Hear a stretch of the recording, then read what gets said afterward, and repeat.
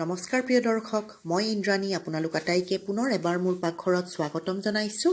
আজি মই বনাব লৈছোঁ বাঁহৰ গাজেৰে বনোৱা মুৰ্গীৰ মাংস। খাবলৈ বহুত বেছি সোৱাদৰ হয় এই ৰেচিপিটো। বনোৱাৰ পদ্ধতিটো অতি সহজ আৰু অতি কম সময়তে আৰু অতি কম সামগ্ৰীৰে এই নতুন ৰেচিপিটো মই বনাই আপোনালোকৰ সন্মুখত আজি পৰিৱেশন কৰি দেখাম। আশা ৰাখিছোঁ ৰেচিপিটো চাই বহুত বেছি ভাল পাব বুলি। গতিকে ভিডিঅ'টোৰ তলত লাইক এটা দিবলৈ নাপাহৰে যেন, আৰু নিজৰ বন্ধুবৰ্গ আৰু পৰিয়ালবৰ্গৰ লগতো ৰেচিপিটো যাতে শ্বেয়াৰ নিশ্চয় কৰে।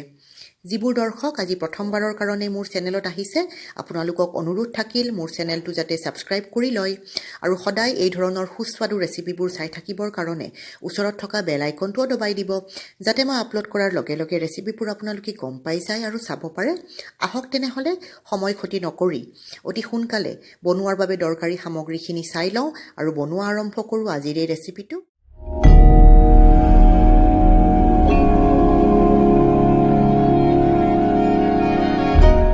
প্ৰিয় দৰ্শক, বাঁহৰ গাজেৰে বনোৱা মুৰ্গীৰ মাংসৰ মেইন ইনগ্ৰেডিয়েণ্টটোৱে হৈছে বাঁহৰ গাজ। এয়া মই এবাটি বাঁহৰ গাজ লৈ লৈছোঁ। গ্ৰামৰ হিচাপত প্ৰায় 150 গ্ৰাম হয় এয়া বাঁহৰ গাজ। আৰু এয়া মই এতিয়া গ্ৰাইণ্ডাৰ এটা লৈ লৈছোঁ আৰু বাঁহৰ গাজখিনি একদম মিহিকৈ গ্ৰাইণ্ড কৰি ল'ম। গোটেইখিনি বাঁহৰ গাজ একেলগে দি দিছোঁ। এয়া চাওক, বাঁহৰ গাজখিনি একদম মিহিকৈ গ্ৰাইণ্ড কৰি ল'লোঁ। এইখিনি ৰেডি কৰি থৈ দিলোঁ। আহক এতিয়া মাংসখিনি বনাই লওঁ। পেনটো ভালদৰে গৰম হোৱাৰ পিছত ইয়াতে মই মিঠাতেল দি দিছোঁ 5 টেবুল স্পুন। তেলখিনি খুব ভালদৰে গৰম হৈ ধোঁৱা ওলাব ধৰাওঁতে মই পিঁয়াজখিনি দি দিছোঁ। 2টা ডাঙৰ পিঁয়াজ এইদৰে মিহি মিহিকৈ দীঘলীয়াকৈ কাটি লৈছোঁ। এতিয়া মিডিয়াম টু ল' ফ্লেমত পিঁয়াজখিনি কিছু সময় ভাজি ল'লোঁ। পিঁয়াজখিনি ভাজি একদম ক্ৰিস্পি কৰি পেলাম মই। এইখিনি সময়তে কেঁচা জলকীয়া দি দিছোঁ। জোখমতে কেঁচা জলকীয়া দিব। জ্বলা ভাল পোৱাবোৰে বেছি দিব, জ্বলা নালাগিলে নিদিলেও হ'ব বা কম দিব। আৰু 1 চামুচ নহৰু বটা আৰু 1/2 চামুচ আদা বটা দি দিছোঁ। ভালদৰে মিলাই দিম আৰু আদা নহৰুৰ পৰা কেঁচা ভাৱ যোৱালৈকে ভালদৰে মিডিয়াম টু ল' ফ্লেমত এইখিনি ভাজি থাকিম। আপোনালোকে চাব পাৰিছে পিঁয়াজখিনি ক্ৰিস্পি হৈ আহিছে, ৰঙচুৱা হৈ আহিছে। এইখিনি সময়তে জোখমতে নিমখ, 1/2 চামুচ হালধি, 1 চামুচ জিৰাৰ গুড়ি আৰু 1 চামুচ ধনিয়াৰ গুড়ি দিছোঁ। ভালদৰে মিলাই দিম। পিঁয়াজখিনি এইদৰে ক্ৰিস্পি কৰি লোৱাটো বহুত দৰকাৰ এই স্পেচিফিক আইটেমটোত। ভালদৰে পিঁয়াজখিনি আপোনালোকে চাব পাৰিছে লাইট ব্ৰাউন কালাৰ হৈছে, ক্ৰিস্পি হৈছে। এতিয়া মই এয়া 1/2 কিলো চিকেন ভালদৰে ধুই পৰিষ্কাৰ কৰি ইয়াতে যোগ কৰি দিছোঁ। পিচবোৰ মই মিডিয়ামে ৰাখিছোঁ। আপোনালোকৰ ইচ্ছামতে সৰু ডাঙৰ কৰি ল'ব পাৰে টুকুৰাবোৰ।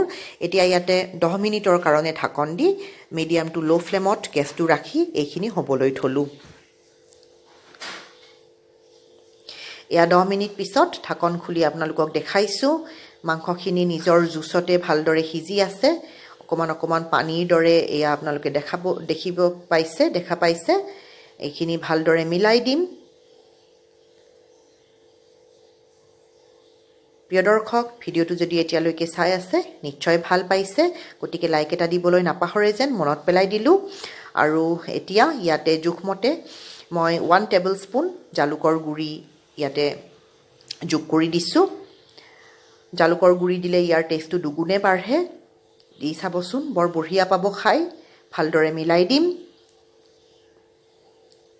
ইয়াতে মই কোনো ধৰণৰ শুকান জলকীয়াৰ গুড়ি বা অন্য একো মছলাও ব্যৱহাৰ কৰা নাই। অকল জিৰাৰ গুড়ি, ধনিয়াৰ গুড়ি আৰু জালুকৰ গুড়ি দিছোঁ। আৰু পুনৰবাৰ 10 মিনিটৰ কাৰণে ঢাকন দি মাংসখিনি সিজিবলৈ থ'ম। ল' ফ্লেমতে ৰাখিছোঁ গেছটো। এয়া 10 মিনিট পিছত ঢাকন খুলি দেখাইছোঁ। খুব ধুনীয়া গোন্ধ ওলাইছে। আপোনালোকে চাব পাৰিছে ৰংটো খুব ধুনীয়া হৈছে। গোন্ধটো পিছে অকল মইহে পাইছোঁ। বৰ বঢ়িয়া হৈছে মাংসখন। ভালদৰে লৰাচৰা কৰি এতিয়া ইয়াতে গ্ৰাইণ্ড কৰি থোৱা বাঁহৰ গাজখিনি যোগ কৰি দিম। ভালদৰে মিলাই দিম।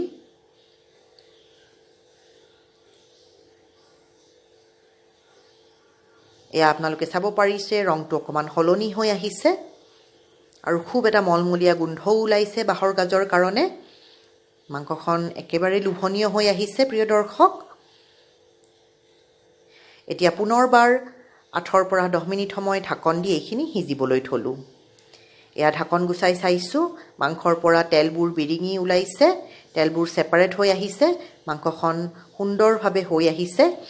আপোনালোকে যদি জোল নিবিচাৰে, মাংসখন হৈ গৈছে, নমাই থ'ব পৰা হৈ গৈছে। মই অকণমান জোল বিচাৰিম, গতিকে ইয়াতে মই পানী যোগ কৰিম, ভালদৰে লৰাচৰা কৰি। ইয়াতে মই গৰম পানী এতিয়া যোগ কৰি দিম জোখমতে। যিমান জোল বিচাৰে সেই হিচাপত পানী দি দিব। মই বহুত বেছি এটা পনীয়া জোল নিবিচাৰোঁ, অকণমান থুপথুপীয়া ৰাখিম, গতিকে সেই হিচাপত মই গৰম পানী দিছোঁ। যেতিয়াই মাংসৰ জোল নবনায় আপোনালোকেও চেষ্টা কৰিব যাতে গৰম পানীয়ে দিয়ে, জোলখন বেছি সোৱাদ হ'ব আৰু কুকিং প্ৰচেছটো বন্ধ হৈ নাযায়। গতিকে ঠাণ্ডা পানী দিলে কুকিং প্ৰচেছটো কিছু সময়ৰ কাৰণে বন্ধ হৈ যায় আৰু জোলখনৰ সোৱাদটো কমি যায়।